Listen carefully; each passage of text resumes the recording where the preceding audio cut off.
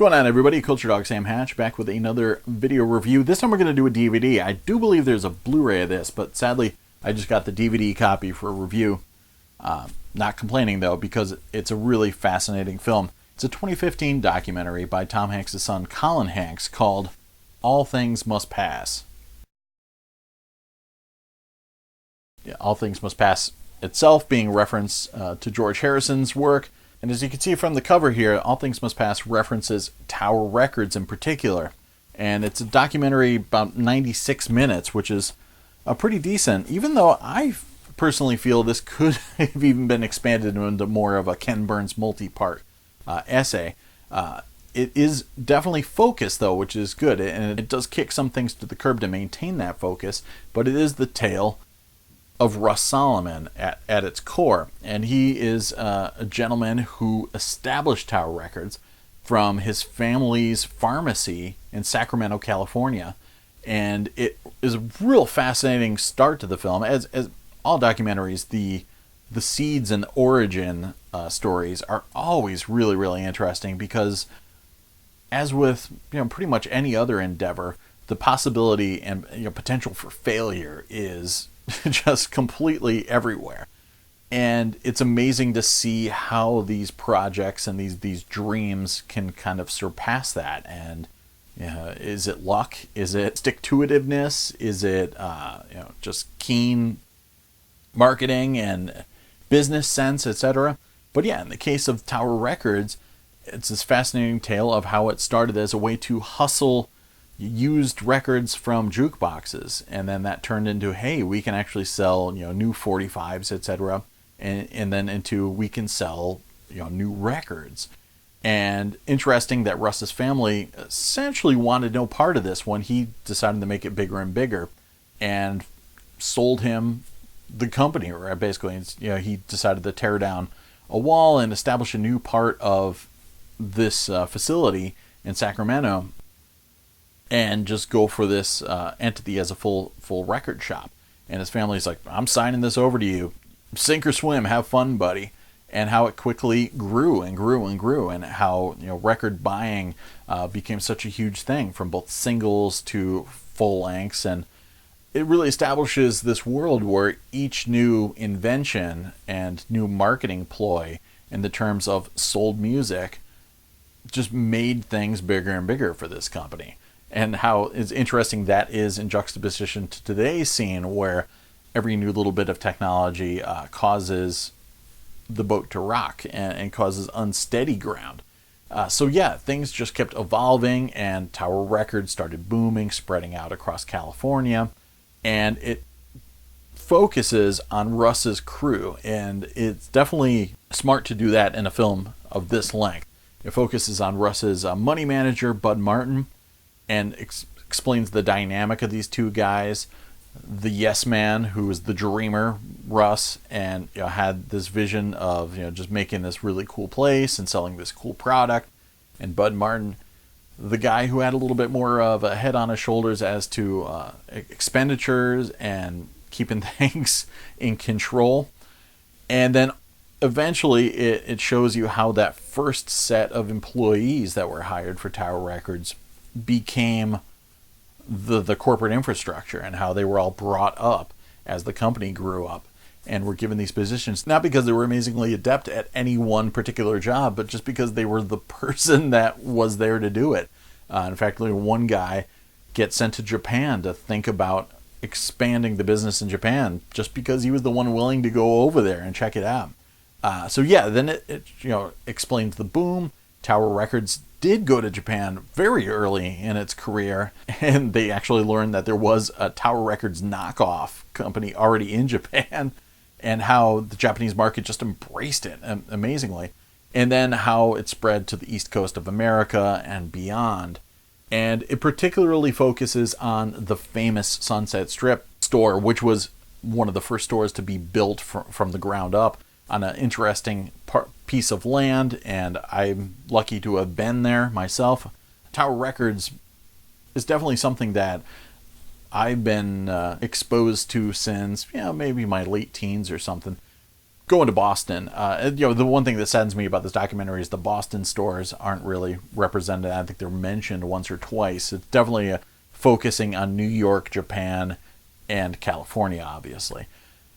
But I went up to a visit. One of the first places I went to was Tower Records. I had there was a friend of a friend who worked there, and we were going to go meet. And I remember just being blown away by the displays. They had these custom displays, and that's mentioned in this film too. The store employees would make these amazing artworks to promote the new releases and the cool releases, etc. And I remember this huge one for Peter Gabriel's Passion, or the soundtrack for The Last Temptation of Christ. And in my neck of the woods, that was one of those things. Yeah, you could find a copy or two, but it was either in the soundtrack section or maybe in the Peter Gabriel section. There wasn't a display with 100 copies of the thing with the artwork and all that stuff. So I was like blown away by the fact that, wow, this not obscure culture, but definitely not completely on the beaten path culture was being celebrated in such a fashion. So I was like, oh, cool, this is a place where the people that listen to The Cure or Dead Can Dance or something are celebrated and catered to. So I was amazed at the store. It was multiple levels. I had never seen anything like that. There was an entire store essentially dedicated to the classical music, an entire store essentially dedicated to soundtracks and everything from dark wave to metal and obviously country and all that stuff. All had their own sections, which were huge. You could get a lot of Japanese imports. I remember going agog over Ryuichi Sakamoto imports. And just drooling at everything in this place. And, of course, being a big LaserDisc fan, Tower Records had a pretty huge LaserDisc selection, and I bought quite a few of my LaserDisc collection behind me at Tower Records. So when I lived in Boston, I was right down the street from the one on the corner of Newbury Street and Mass Ave, which later became a Virgin and then a Best Buy box store. But that was a place that was so cool because Tower Records stayed open late, and if you were just had nothing to do, you could get out there and go at 10:30 or whatever and then hang out there for a little while. It was even open later if they had midnight releases, and you could thumb through and look at all the black tape for Blue Girl discs and stuff that you would never see at a lot of other regular record stores. And it was so easy to get lost in that place. So it was cool. It was really a home away from home from me. So I appreciated that. So that was one thing I thought was missing from the documentary, but it would have had to have been a bigger entity to include. And that would be testimonies from the fans, from the people that it reached across the country, just regular everyday Joe types. So in this film, instead of those, what you have are famous people. The joke being that you can't have a movie of this caliber without Dave Grohl. And of course Dave Grohl is there, as is Bruce Springsteen, and Elton John is definitely the most fascinating testimonial because he is on camera talking about Tower Records, and he was such a huge fan of the Sunset Boulevard Tower Records that he would roll in his limo every week when the new records dropped and spend bazillions of dollars on all this new stuff. Eventually, it got to the point where they opened the store early for him to just have his own custom shopping experience every week and just buy everything. So that stuff was really cool. And yeah, when it gets big and good in the 70s, it's a really enthralling story. And they tell the tales of hand truck fuel. Basically, they actually put cocaine on their receipts, for things that they had to purchase to keep everything going. So this kind of wild and woolly cast of bizarro characters is certainly fascinating to watch. And then things take a turn. It gets bigger in the 80s. Compact discs show up, and they find a way to weather that storm. The change from vinyl to tape to compact disc, and to become bigger than ever. And then that's where you may have some issues depending on your connection to Tower Records, if you ever worked there, because they started to become part of the machine. They worked directly with the record labels, etc., and they became one of the biggest distributors of this music. And the film eventually tells how things fell apart. And it tells you right off the bat, no spoilers really, that this was a $1 billion company at the turn of the millennium, and then within a few years was going bankrupt. And it created all these other places like Virgin Mega Stores, etc., that likewise expanded wildly and then shrank or disappeared altogether. But it leaves you wondering how some companies like, Trans World Entertainment's FYE, etc., are still going, and then some smaller groups like Newbury Comics, etc., are still going because they were able to adapt and sell things other than just the music when that market was shrinking. So there's definitely a thought in the back of your mind watching this documentary that it's not just the Napsters, the Apples, etc., that killed it. And there's a lot of information thrown at you as to possible factors of the demise of a company that's hustling records, from the insistence on getting rid of CD singles, which at the same time helped Napster become a thing because people just wanted one song, and then that paved the way for iTunes to become this monstrosity. And there's a lot of anger thrown at the record companies in terms of never lowering the price of CDs. So the documentary does drop the ball in that it doesn't point any fingers directly back at Tower Records, because there was a very, very high-profile lawsuit in the early 2000s that accused Tower Records and Trans World Entertainment and a bunch of like Universal Music Group and EMI, etc., all these people of colluding and creating this minimum advertised price to keep CD prices high. So the documentary points the finger directly at the record companies for keeping CD prices high, but apparently Tower was part and parcel of that whole experience. So some of that stuff may leave you feeling a little fidgety. But in other regards, the documentary is not shy in showing some of these characters in less than glowing lights. Some of these guys were very, very rough around the edges, and some of the Russ Solomon's son, a lot of people do not like him. He eventually took over the company in later years, and so it doesn't shy away from showing the unglamorous side of some of these characters. So it's not always just painting everything, with rose-colored glasses. Colin Hanks can toe the line and get a little bit on the cusp of exploitational at times. Some of the subjects, whether they're from the record industry or people that worked in the store, sometimes they get a little emotional telling the tales what this store and what record collecting and selling meant to them.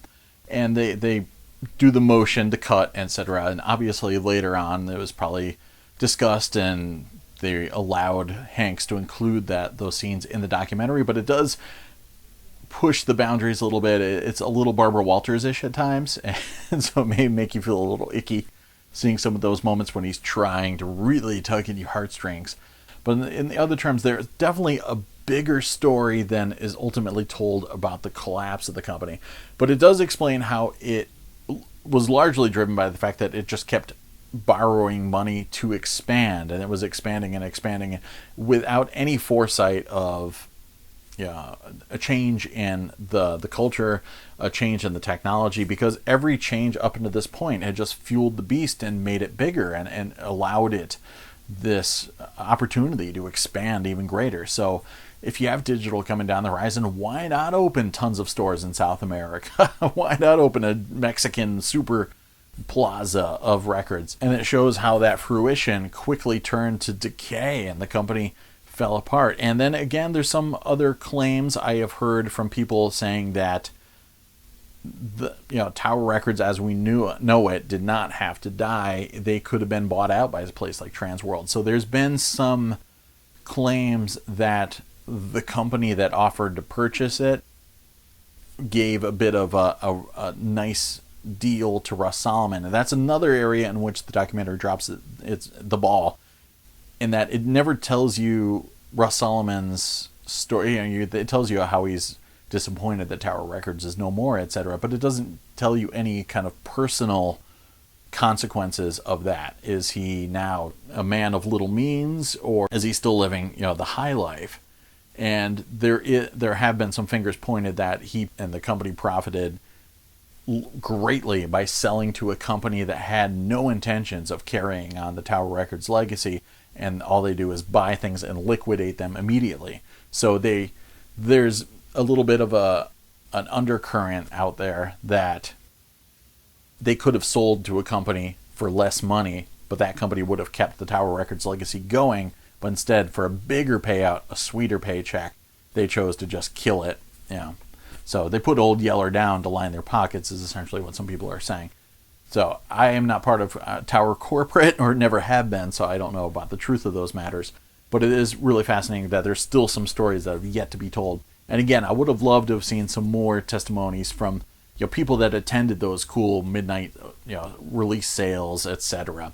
And just people that hung out in those stores and found them to be a community as corporate as they ended up being. This 5.1 surround sound, which is pretty active at times. It's good. 16:9 filmmaking, looks decent. It's mostly usual documentary type stuff with motion inserts from images from the past, and then interviews of talking heads of those people and their children, etc., and the famous people that shopped at Tower Records. So nothing visually that's going to astound you, but it keeps you entertained and locked in throughout, especially if you're a fan of physical media, and especially if you're somebody that grew up during these times or part of these times, like I am. But yeah, the one thing this thing was screaming for is special features, and I'm guessing there is another edition out there. I just got the standard edition, which is just the one disc and no commentary track, no, just the film itself. See, this thing definitely needs a commentary track, and it definitely needs some other featurettes, maybe some extended interviews with some of the talking heads, etc. So I'm hoping there is a version of that out there so I can go get it and check it out, because I really want to learn more than just the 96 minutes has to offer. But it is a really cool tale of what was and what shall not be again, apparently. And it's not just a tale of a corporate giant that fell on its knees and died. It's telling a tale of what music and the collection of music meant to people, and might possibly not mean to people again anytime soon. So yeah, I recommend checking this out for sure, and I'd love to see an extended version or something with some special features, etc. But I've been to Tower Records in, of course, Sunset Strip, California, San Francisco, and New York, and Boston, the Boston stores, and I pretty much lived in the one on the corner of Newbury and Mass Ave for quite some time, and so many memories. I remember going into that place one day after buying a big dozen donuts at Dunkin' Donuts and bringing it around shopping with me and offering donuts to everybody. And I remember the cashiers at the video section of Tower Records just like, yeah, this is awesome, and just sharing the love. So rented so many cool movies there because they used to rent VHS tapes. And I'm trying to remember, I don't know if they rented laser, but they definitely rented VHS tapes back in the day. I'd always rent stuff there. And yeah, I mean, it was a hub. It was a great place to find music and have access to cool music and obscure music, etc. And how rare that is nowadays. And even some of the cooler places that I used to love shopping in the day that would give Tower a run for their money have shrunk their inventory, obviously. So if you're looking for the cooler, more obscure titles now, you're most likely going to have to look to the internet for that, because nobody's going to take the risk to stocking all of that. So yeah, love this flick, and I'd love to see more films like it, obviously. And yeah, hopefully you guys had a good time. I'll talk to you soon. We got plenty more videos to talk about, more LaserDisc content coming, so stick around here at the Culturedog channel. Cheers!